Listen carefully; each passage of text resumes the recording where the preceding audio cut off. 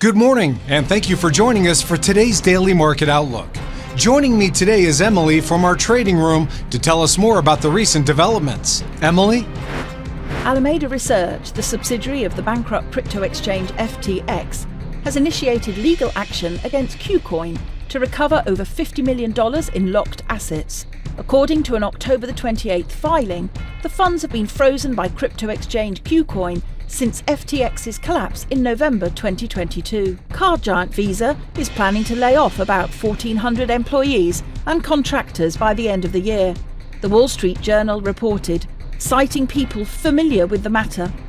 About 1,000 of the cuts are expected to eliminate technology positions. Gold prices hit a record high as uncertainties surrounding the US presidential election and the Middle East conflict, along with expectations of an interest rate cut by the Federal Reserve, boosted bullion's appeal.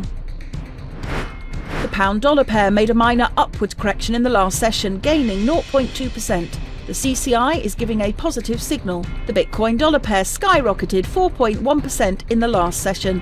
The ultimate oscillator is giving a positive signal. The Aussie dropped 0.3% against the dollar in the last session. The stochastic indicator is giving a negative signal. The dollar-yen pair saw a minor rise of 0.2% in the last session. The ultimate oscillator is giving a negative signal. Germany's unemployment change will be released at 8:55 GMT. The US ADP employment change at 12:15 GMT. Japan's retail trade at 23:50 GMT. Japan's large retailer sales will be released at 23:50 GMT. Australia's consumer price index at 0:30 GMT. The French gross domestic product at 6:30 GMT.